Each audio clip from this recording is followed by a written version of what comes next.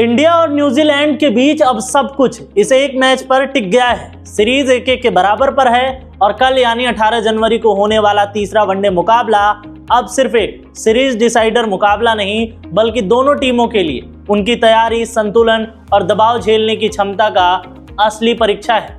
दूसरे वनडे में भारत जिस तरीके से हारा, उसने टीम मैनेजमेंट में कई सारे सवाल खड़े किए।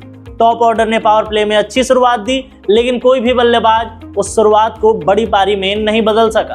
केएल राहुल का शतक जरूर आया, लेकिन मिडिल ओवर्स में रन गति धीमी रही, जिसका सीधा असर अंतिम स्कोर पर पड़ा।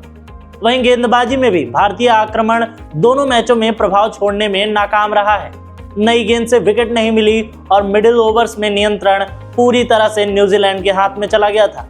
इसका सबसे बड़ा उदाहरण डेरिल मिचेल रहे, जिन्होंने एक बार फिर भारत के खिलाफ अपनी कंसिस्टेंसी दिखाते हुए नाबाद 131 रन की पारी खेल दी और साफ बता दिया कि भारतीय गेंदबाजों को उनको आउट करना आसान नहीं है। वहीं विलियंग ने भी संयमित पारी खेली और भारत पर और दबाव बढ़ाया, लेकिन अब मुकाबला इंदौर के होलकर स्टेडियम में है, जो अपनी बल्लेबाजी के लिए अनुकूल माना जाता है। फ्लैट पिच होते हैं, समान उछाल होता है और छोटी बाउंड्री यहाँ बड़े स्कोर की गारंटी देते हैं। औसतन यहाँ 300 के आसपास का स्कोर भी सेफ नहीं माना जाता है। इसीलिए दोनों टीमों के लिए भी आक्रामक खेलने का मौका है और भारत के पास मैच में टॉप ऑर्डर पर बड़ा जिम्मेदारी है कि शुभमन गिल, रोहित शर्मा या विराट कोहली तीनों में से कोई एक बल्लेबाज लंबी पारी खेले या शतक लगाए। वहीं मिडिल ओवर्स में भारत को बेहतर स्ट्राइक रोटेशन और कम जोखिम के साथ रन गति बनाने की जिम्मेदारी होगी। वहीं गेंदबाजी में स्पिनर से विकेट निकालने की उम्मीद रहेगी, क्योंकि अब तक यही फेज भारत के लिए सबसे कमजोर साबित हुआ है। वहीं न्यूजीलैंड की रणनीति साफ रहेगी, उनका टॉप ऑर्डर बढ़िया बैटिंग कर रहा है। वहीं मिडिल ओवर्स में भी मिचेल जैसे बल्लेबाज तेजी से रन बना रहे हैं और इनिंग्स को कंट्रोल कर रहे हैं। वहीं गेंदबाजी में काइल जेमिसन का अनुभव भारतीय बल्लेबाजों के लिए बड़ा चुनौती और खतरा है।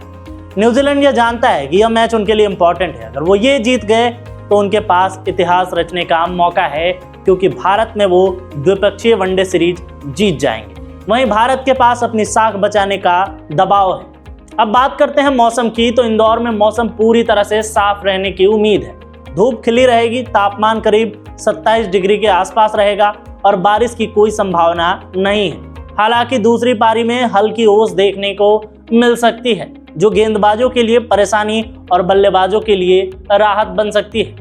वहीं प्लेइंग 11 की बात करें तो उसमें भी दोनों टीम नहीं, सिर्फ भारत के लिए बदलाव की उम्मीद है।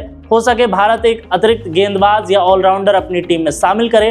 वहीं न्यूजीलैंड की टीम पूरी तरह से बैलेंस है और कोई भी बदलाव होने की उम्मीद नहीं लग रही है। तो न्यूजीलैंड अपनी पुरानी टीम के साथ उतर सकता है, वहीं भारत कुछ बदलाव कर सकता है। अब सवाल इतना है कि क्या भारत घरेलू दबदबा कायम रख पाएगा या न्यूजीलैंड इतिहास रच देगा? इसका जवाब मिलेगा मैदान पर, जब कल इंदौर में पहली गेंद डाली जाएगी।